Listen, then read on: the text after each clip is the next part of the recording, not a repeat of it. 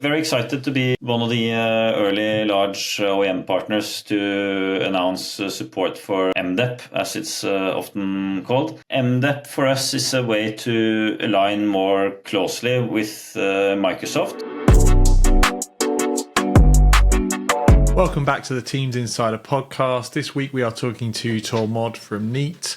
We get into some of the existing hybrid work challenges, AI and industry trends, some of the new technologies and innovations Neat are doing, and just his thoughts on the space and what's coming. Really interesting conversation. Many thanks to him for taking the time to jump on the pod, and also many thanks to Neat, who are an empowering cloud benefactor. Really appreciate their support of everything we do in the community.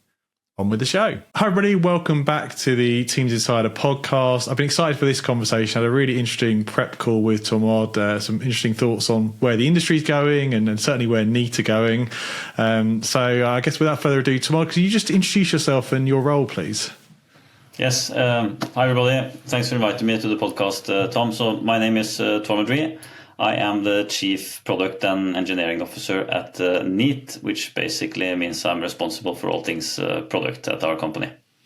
Awesome. And there's a lot going on at Neat, and we'll get into that in terms of new platforms and new hardware and new scenarios. But we were talking more generally about the industry, and it feels like a lot's changing at the moment. Obviously, AI's had an impact, but even before that, Tormod, I'd love to get your thoughts on kind of AI and industry impact. Yeah, absolutely. As you probably know, Tom, and maybe some others, I'm recently back in this industry. I worked here a few years ago, and then I did something else for a few years, but it feels like a really great and exciting time to be back for a number of reasons. The two primary ones from like a trend or changes perspective is probably sort of this increasing demand for our services and products, and the fact that a lot of our customers or companies are still really trying to figure out and properly serve the distributed workforce that they now have. And I'd be happy to talk a bit more about that, but I think there's still some room for improvement in properly supporting them. And then the second one is obviously AI, which is impacting most, if not all, industries. And when you do technology and when you make products, those kind of shifts are a very exciting time to be here, because they sort of allow you to rethink how you solve problems and how you build your products and how you build your experiences. And I think that's definitely going to be happening here as well. I think we've just seen sort of the very early beginning of it. So I think, yeah, both those two things make it a very good and exciting time to be back in the industry.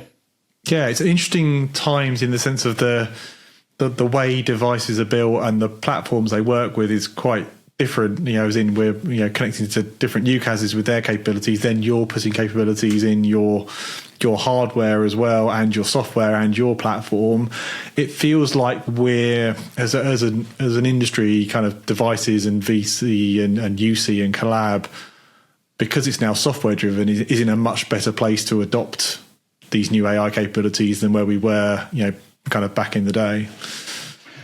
Yeah, definitely. And I think you're going to sort of see all levels of the stack, or the sort of all the vendors in the technology mix going after it. It's definitely hardware driven. It's sort of enabled by new hardware in many cases, with new chipsets having new capabilities and sort of an order of magnitude more power when it comes to sort of the AI perspective. So that's an important part of it. But then, of course, the actual AI and the experiences are driven from the platform side. I think you'll see both device vendors like Neat going after that opportunity, doing more in media processing, better understanding what's going on in the meeting, what kind of interactions are happening, sort of the level beyond just having detectors for people. It's going to move to understand it all more, and then sort of cater to the type of meeting and interaction that you're having better. And then equally, you're going to see it from the meeting sort of app and platform provider perspective. I think there's so much to do here and so much room for innovation that's there. Then there's more than room enough for more than room enough to go after it. That sort of from various different companies and at the different levels, for sure. Yeah, it's interesting for me because obviously it's a very competitive space, this devices space. And certainly when we think about Teams, the number of certified partners, obviously you guys are certified for other platforms as well. like it feels like this is a chance to meaningfully differentiate in terms of video and audio processing, and that's smarts as well, but potentially more additional smarts built into the hardware and the platform. Yeah, I 100% agree.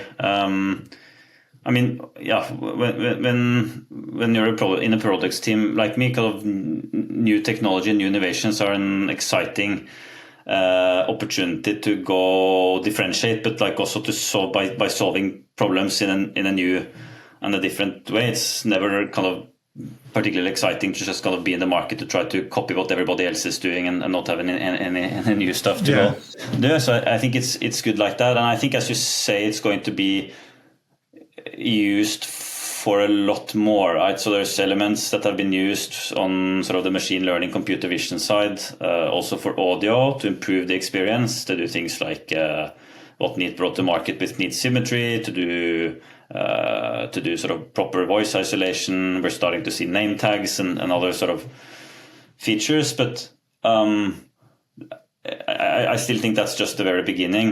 I think from a meeting perspective, it allows us to have a solution that actually understands what kind of interactions are going on. What kind of meeting is this?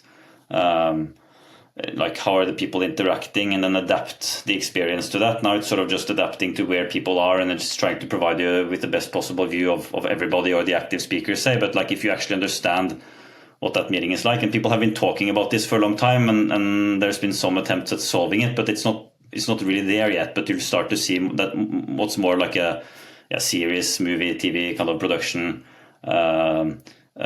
type experience, which I know has been sort of a topic of discussion for a good amount of time, but we are actually going to get there at some point, and AI is a necessary point of the mix. And then I think at the higher levels, it allows you to rethink how you deliver your experience, and you can't always use AI just by adding a button or sort of a new feature on top of your product. For some things that makes sense, right? If you want to do an AI summary, perhaps, or other types of features that make sense to add on sort of on top of what you already have. But it also gives an opportunity to rethink the experience. Will people kind of be manually creating channels anymore? Will they be manually scheduling meetings? And I think I can think of a very long list of examples that you'd like just do in a different way. If you have AI at sort of as a core fabric of the product. But yeah, and then everybody's talking about this, as we know, and then the proof will be in the pudding, and it's about execution and delivery and actually using it to solve some real problems that people care about. Yeah, I think it feels like we've gone past the hype cycle of AI for the sake of AI, and we're into, certainly with the enterprises, being much more objective about, yeah, great, but what's the use case? And it takes a few generations of conversation and platform and hardware to kind of get to there. So it feels like we're starting to get to that beyond just say it's AI when it really is machine learning and carry on. Yeah, I think so. Yes, and I think there's been some cases definitely where the ROI has been unclear, and there's been a lot of throwing stuff on the wall to see what sticks. And I agree that you definitely need to. I mean, you need to solve real problems with real value in order for it to have any kind of uptick. And there's been some good examples of that, and then some other examples of perhaps that haven't been as useful, and then we learn as we progress. Yeah, you mentioned kind of hybrid work still not being solved, and obviously you have an interesting perspective because you've got customers all over the world, so you see different countries, different markets. We're seeing a lot of return to work conversations in the US at the moment, for example, slightly different in Europe. What are you seeing there, and what are those kind of unsolved problems? Yeah, yes. I still think companies are trying to figure it out, and they have a very different approach, and some, but I guess fewer are still in this kind of completely up to you, choose your kind of workplace and style mode. And then increasingly, as you said, especially in some regions, we see like more mandating return to office, like 2, 3, 5 days a week. Sometimes it's different for managers and for others. Sometimes it's the same. But we also see statistics. As I remember, there was an article in the Wall Street Journal recently that didn't really see the kind of the matched uptick in actual days in the office for everybody. So the signals are a bit mixed, and it's perhaps because the approach is still is still a bit diverse. For us, it doesn't really matter that much because we're going to continue to have a hybrid or distributed workforce, and people will expect to kind of work remotely, effectively across sites, from home, from wherever, and they need the proper tools to support them. And I think people felt that sort of when everybody is in the office together, obviously that's a great experience. When everybody was remote, that was at least okay, or everybody was on equal footing. And I don't think we then fully figured out how we support the distributed workforce yet. I think there are challenges. I think still in many cases you feel a bit disconnected if you're remote and others are in the office. Hard to be an equal part of the conversation. It's hard to do more interactive kind of work, sort of creative, collaborative type sessions. I think at times when you work from home or remotely, you could feel a bit disconnected, and you try to do a combination of like email and meetings and sort of various different messaging tools, but it's not quite the same as being in the office together. And I think so it's up to us then and our partners in the industry to solve for that better. And I still think there's plenty room to improve and innovate also in that space. Yeah, I think collab particularly resonates with me. So the few things I've seen is one, anybody doing a return to work push or mandate is got to have good facilities in the office, right? So you can't turn up and the room not work or the audio be bad, because that's just a reason to be like, well, you've said you want me in here, but I get a better experience, on my headset at home is one thing. But also it's not the case that it very often used to be, 95% of the participants were in the office and then somebody was remoting in and they had a very bad experience typically because they were almost forgotten. Whereas now it can be 50-50, 30-70, whatever. So yeah, your point about needing to then be equally engaged in the meeting, both video, audio and collab, there's still is some room for improvement there, I think. Yeah, definitely. And then the devices that you put into those spaces, be they sort of meeting rooms or something else, they need to be able to support those types of interactions, but also everything else that you want to do in that meeting room, kind of having like in the old days, like a static video conferencing, or this is just for meetings kind of device doesn't really make any sense. It needs to support the kind of interactions that you have here, the different teams that have different needs for different types of meetings. So it can't just sort of be a video window that you use to talk to somebody. It also needs to support local sessions, more collaborative sessions. It needs to be able to kind of be used for more classic video-centric meetings, but like you can't have like a different device or a different room or a different space for all those things. You need to have spaces that are properly equipped for the kinds of scenarios or activities that you want to have there. And from that perspective, I think we also have a job to do in the industry. I think Neat has been quite conscious about that since the beginning, and we're trying to approach that with our partners to make sure that we have something that's flexible, that supports more than video, and that can adapt to the different use cases. Yeah, it goes full circle to the AI conversation. Microsoft are talking a lot about Facilitator on Microsoft Teams rooms, for example, being a full in-person experience. So that's just you light the Facilitator up, everybody's in person, but it's still doing your meeting minutes and being your AI assistant. And you've, like you say, you've already got the hardware there. Why would you not use it? Definitely. Awesome. And there's been a lot going on in Neat in terms of kind of expansion. I mean, the Google announcement, the dual centers, the platform. Maybe you could kind of give us an insight into your thinking and Neat's thinking behind that in terms of how you architect the products and platform for different scenarios. Yes, definitely. Yeah, there's a lot going on. We're trying to keep the pace up, and I think we're doing a decent job, but I'll try to shed some more insights on it. So in general, customers like what they get from Neat. And interestingly enough, which was sort of a positive surprise for me when I joined the company, we did a survey. We had some of our largest customers up on stage for our sales kickoff in the beginning of this year, and we asked them what they like about Neat or why they stay with Neat. They all point back to something that has to do with simplicity. So it's always there, it always works, it's easy to start a meeting, My support overhead is reduced. I have fewer IT tickets. It's easier to deploy and configure something remotely, which was good to see. So I love the innovation that we drive out, but it's nice to see that the focus on simplicity sort of filters and appreciated all the way out. So first and foremost, we are staying true to that. That's going to continue to be a priority for us. And it's not in the new announcement or in the data sheet or in the press release typically, which is why I like to still mention it. But then with that as a starting point then, so I guess Neat is growing up as a company. We're no longer the new kid on the block with a bar for your medium-sized meeting rooms and Zoom. So it's expanded quite significantly over the last few years, but we still have white space, so to speak, or areas that we can move into or support better than what we do today. And that's kind of the lens for expansion. That's true both from a rooms, spaces perspective.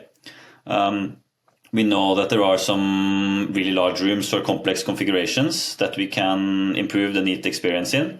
We know we can do more in the smaller meeting spaces, and we're approaching those by a combination of new devices, sort of primary devices or companion devices like Neat Center, or with software, where we have a unique approach where we combine our devices together in sort of a multi-device approach to those rooms. So we're not building a new box for every possible scenario. We're using distributed compute and network to solve for the larger and more complex scenarios. So that's one area, so one axis, I guess I can say, in terms of expansion. And then we're doing more meeting platforms. And I think the two Neat centers, they go into that sort of larger meeting room category there, Tom.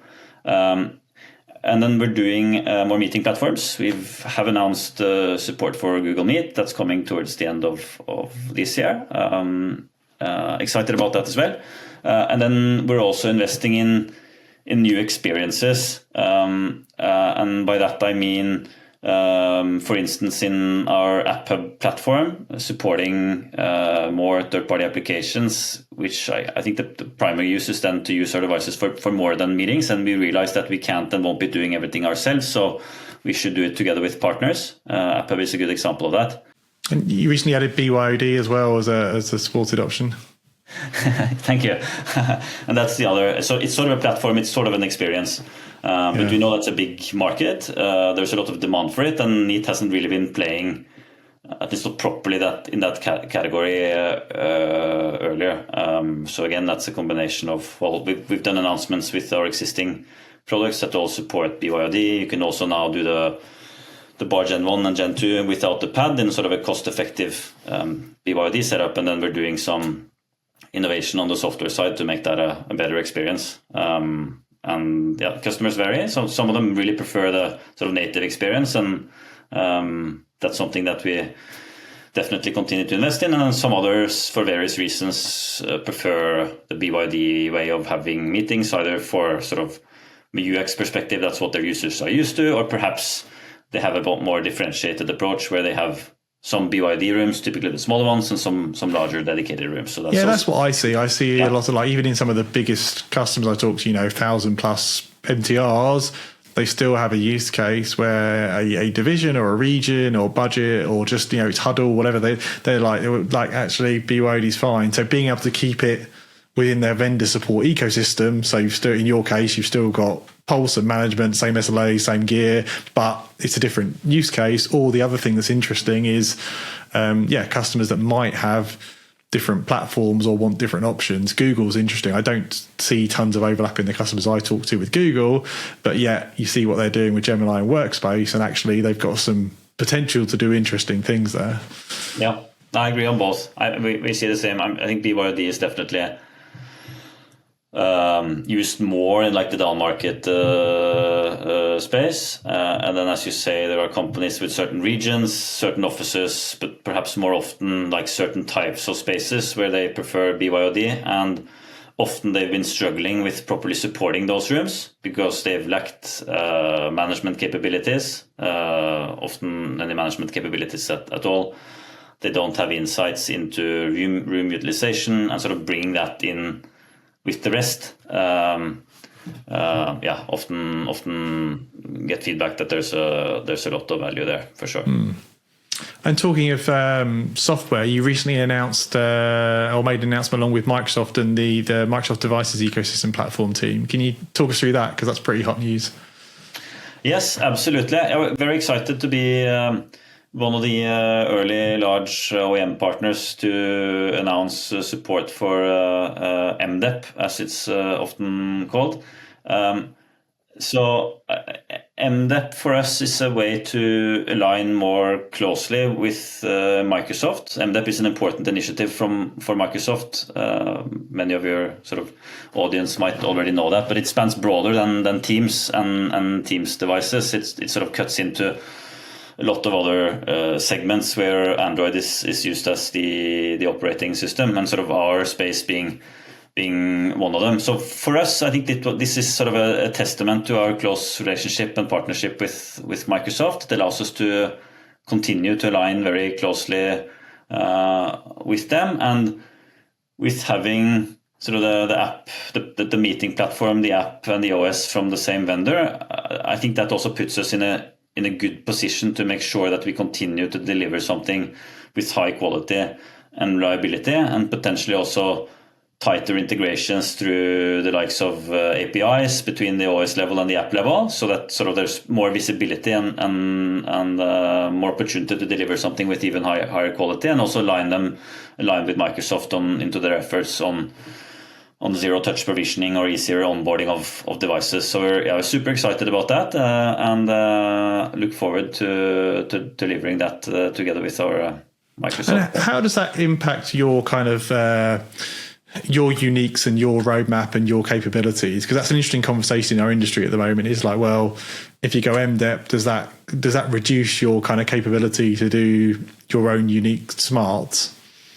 Yeah, very good question. I think initially, at least sort of me coming back and being new in the space here, that was one of my concerns, to be honest, because there's quite a lot that's been done at the operating system level by Neat to make sure that we deliver a neat experience. It's not just the hardware and then the app on top of it. There are operating system like capabilities that are important when it comes to things like, at least in the area sort of that are related. So like out-of-box experience, being able to freely choose which platform you want to run, media innovation, multi-device architecture has been important for us. It's quite different from what the other vendors are doing. So today when you have a main device, 1, 2 need centers, a pad, maybe more in the future. And as that expands, those are capabilities that need some form of support at the OS level. Also having the opportunity to continue to deliver and innovate with Pulse